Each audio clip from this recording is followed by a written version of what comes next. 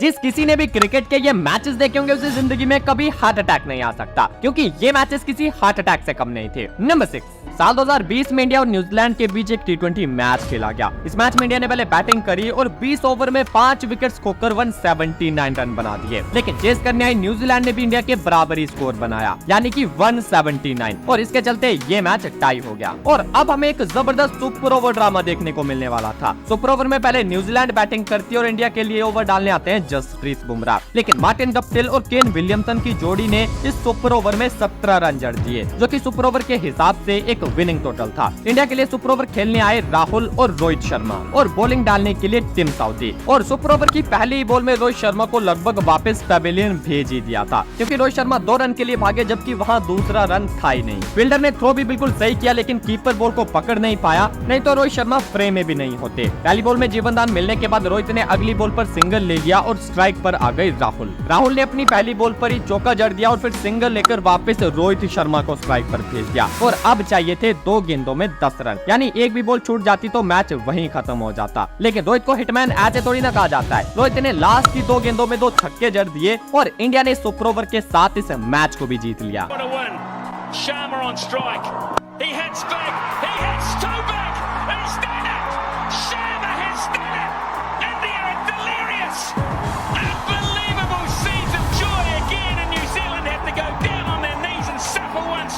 Number 5, जो लोग ये कहते हैं कि दिनेश कार्तिक तो सिर्फ आरसीबी के लिए फिनिश करता था, वो एक बार दिनेश कार्तिक की इस इनिंग को देख ले। ये बात है साल 2018 निधांस ट्रॉफी के फाइनल की, जो कि इंडिया वर्सेस बांग्लादेश के बीच खेला गया था। इस मैच के एंड में बांग्लादेशी जीत की मिठाई बांटने के लिए पूरी तरह से तैयार हो चुके थे, और इंडियन खिलाड़ी ये सोच रहे थे कि उन्हें इस हार का जवाब क्या देना होगा। बात कुछ ऐसी थी कि इस मैच में बांग्लादेश ने पहले बैटिंग करी और 20 ओवर में 166 रन बना दिए, लेकिन चेस करने इंडियन बैटिंग बुरी तरह से कोलैप्स हो गई। सिर्फ रोहित शर्मा ने 50 मारा और बाकी बैट्समैन जल्दबाजी में आउट होते गए, और इस बैटिंग कोलैप्स के चलते इंडिया टीम के 18 ओवर में 133 पर 5 विकेट उड़ चुके थे, और अब भी इंडिया को 12 गेंदों में 34 रन चाहिए थे। पिच पर दिनेश कार्तिक और विजय शंकर की जोड़ी थी। यूं कहा जाए तो इंडियन टीम और फैंस पूरी तरह से जीत की होप छोड़ चुके थे। ऐसे में 19वां ओवर डालने के लिए आते हैं रूबेल हुसैन। स्ट्राइक पर थे दिनेश कार्तिक, जिन्होंने अभी तक एक भी बॉल नहीं खेली थी, और जब पहली बॉल खेली तो वो सीधा छक्के के लिए गई, और इस बॉल के बाद कार्तिक ने रुकने का नाम नहीं लिया, और इस 19वें ओवर में 22 रन जड़ दिए, जिसने इंडियन टीम और फैंस में एक बार फिर से होप जगा दी। लेकिन इंडिया को लास्ट ओवर में अब भी 12 रन चाहिए थे, और 20 ओवर डालने को दिया गया सौम्य सरकार को, जो कि एक पार्ट टाइम बॉलर थे। सौम्य सरकार ने पहली बॉल वाइड डाल दी। अगली बॉल पर विजय शंकर ने गदादारी भीम की तरह बल्ला चलाया, लेकिन बॉल बैट से छुआ तक नहीं। दिनेश कार्तिक विजय शंकर के पास गए और कहा कि भाई बल्ला घुमाना छोड़ो और मुझे स्ट्राइक दो। विजय शंकर ने ठीक वही किया और दिनेश कार्तिक को स्ट्राइक दे दी, लेकिन सौम्य सरकार की इस यॉर्कर के आगे कार्तिक भी सिर्फ सिंगल ले पाए, पर किसी तरह विजय शंकर ने अगली बॉल पर चौका निकाल दिया। लेकिन फिर कहानी में एक ट्विस्ट आ गया, क्योंकि इसकी अगली बॉल पर विजय शंकर कैच आउट हो गए। लेकिन अच्छी बात ये हुई कि स्ट्राइक पर दिनेश कार्तिक पहुंच गए थे, क्योंकि उस टाइम आउट होने पर स्ट्राइक चेंज ना करने का रूल नहीं था। Now last ball and 5 run, जिस पर आता है दिनेश कार्तिक का ये विनिंग 6, और ये सच में दिनेश कार्तिक की भाई साहब एक मैजिकल इनिंग थी।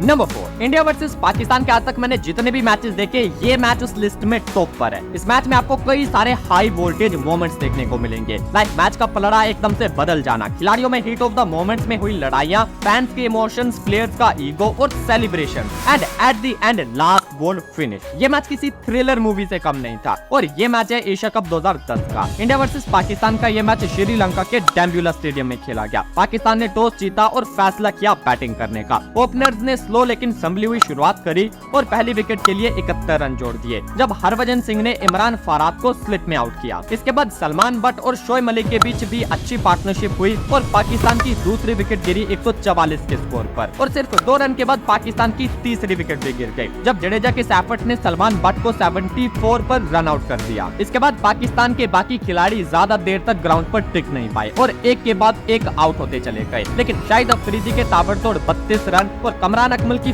50 के चलते पाकिस्तान जैसे तैसे 267 पर पहुंच गई। यानी कि अब इंडिया को 50 ओवर में 268 रन चाहिए थे और इस टारगेट को चेस करने के लिए उतरी वीरेंद्र सहवाग और गौतम गंभीर की जोड़ी और उनके सामने था शोएब अख्तर और मोहम्मद आमिर का फास्ट बॉलिंग अटैक। इंडिया के दोनों ओपनर्स इस अटैक के सामने स्ट्रगल करते नजर आए और इसी स्ट्रगल के बीच वीरेंद्र सहवाग 18 गेंदों में 3 रन बनाने के बाद इंजर्ड हो जाते हैं और फिर सुरेश रैना को उनकी जगह रनिंग के लिए आना पड़ता है। लेकिन सहवाग ज्यादा देर स्ट्रगल कर नहीं पाते और 32 गेंदों में सिर्फ 10 बनाकर आउट हो गए। अब ग्राउंड पर आए यंगस्टर विराट कोहली और 27 गेंदों में 18 रन बनाकर वो भी आउट हो गए और उनके बाद नंबर 4 पर बैटिंग के लिए आते हैं MS धोनी। अब ये दोनों सिंगल डबल करके इंडिया की बैटिंग को आगे ले गए और दोनों के बीच अच्छी पार्टनरशिप होने लगी और जब एक बार ये दोनों सेट हो गए तब बाउंड्रीज भी आने लगी और पाकिस्तान के खिलाड़ी इस पार्टनरशिप से इरिटेट होने लगे, जिसका रिजल्ट निकला कमरान अकमल और गौतम गंभीर की ये फाइट, जब कमरान अकमल फालतू में अपील करते हैं। अब इस फाइट ने पाकिस्तान की काफी हेल्प करी क्योंकि इस फाइट के बाद गौतम गंभीर एग्रेसिव खेलने के चक्कर में 83 के स्कोर पर बोल्ड हो गए और ये पार्टनरशिप टूटने के बाद इंडिया की बैटिंग एकदम से कोलैप्स हो गई क्योंकि रोहित शर्मा, MS धोनी और Ravindra Jadeja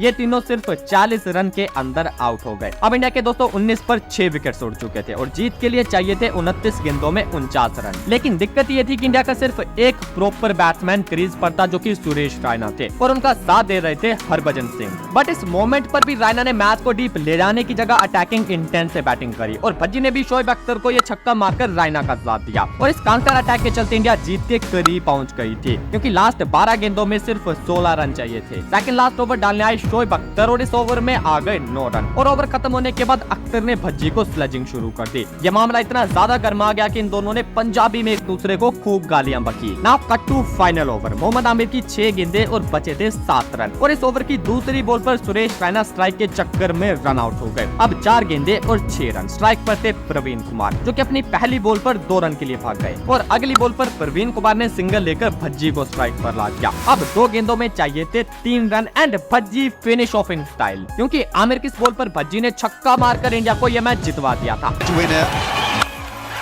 And there it is. Harbhajan Singh has done it for India. What a feeling in the dressing room.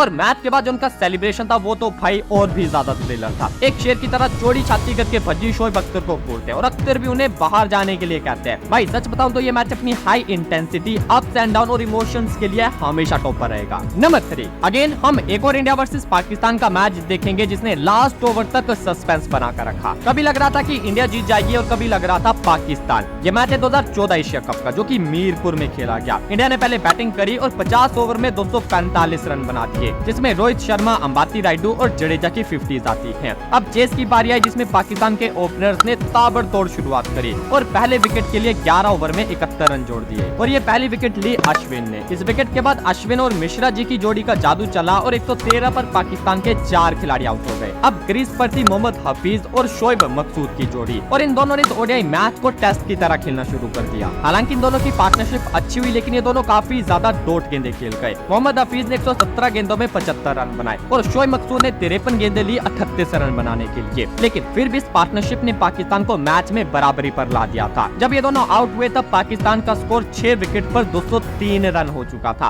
और ओवर्स हो चुके थे 45, यानी कि पाकिस्तान को लास्ट के 5 ओवर्स में 40 रन चाहिए थे। और यहाँ से शुरू हुई शाहिद अफरीदी की विस्फोटक बल्लेबाजी। अफरीदी ने एक के बाद एक बाउंड्रीज मारना शुरू कर दी और इस ताबड़तोड़ बैटिंग के चलते पाकिस्तान को लास्ट 12 गेंदों में सिर्फ 13 रन चाहिए थे और उनकी 4 विकेट्स बाकी थी। लेकिन 49वां ओवर डाले भुवनेश्वर कुमार जिन्होंने इस मैच को एक बार फिर से इंडिया के फेवर में ला दिया। इस ओवर में भुवी ने सिर्फ 3 रन दिए और 2 खिलाड़ियों को आउट कर दिया। अपारी का लास्ट ओवर था जिसमें 10 रन बचे थे और ये ओवर दिया गया अश्विन को। अश्विन ने पहली बॉल पर सईद अजमल को बोल्ड कर दिया जिससे पाकिस्तान के 9 खिलाड़ी अब पेविलियन जा चुके थे। शाहिद अफरीदी अभी भी क्रीज पर थे लेकिन स्ट्राइक पर नहीं। लास्ट खिलाड़ी जो बैटिंग के लिए आए वो थे जुनेद खान जिन्होंने पहली बॉल पर सिंगल लेकर शाहिद अफरीदी को स्ट्राइक पर ला दिया। अब 4 गेंदें और 9 रन। अश्विन ने स्टंप को टारगेट करा लेकिन अफरीदी ने स्टंप से हटकर इस बॉल को ऑफ साइड के ऊपर से मार दिया और बॉल गया सीधा छक्के के लिए। अब 3 गेंदें और 3 रन। अश्विन ने इस बार अफरीदी को फॉलो करा लेकिन अफरीदी ने फिर से बॉल को हवा में खेल दिया। जिस तरह से बॉल हवा में ऊपर गई थी सबको लग रहा था कि शायद बॉल किसी खिलाड़ी के हाथ में जा सकता है, लेकिन बॉल जाती है एक बार फिर से बाउंड्री के बाहर और शाहिद अफरीदी के ये 2 लगातार छक्के इस मैच में पाकिस्तान को जीत दिला देते हैं।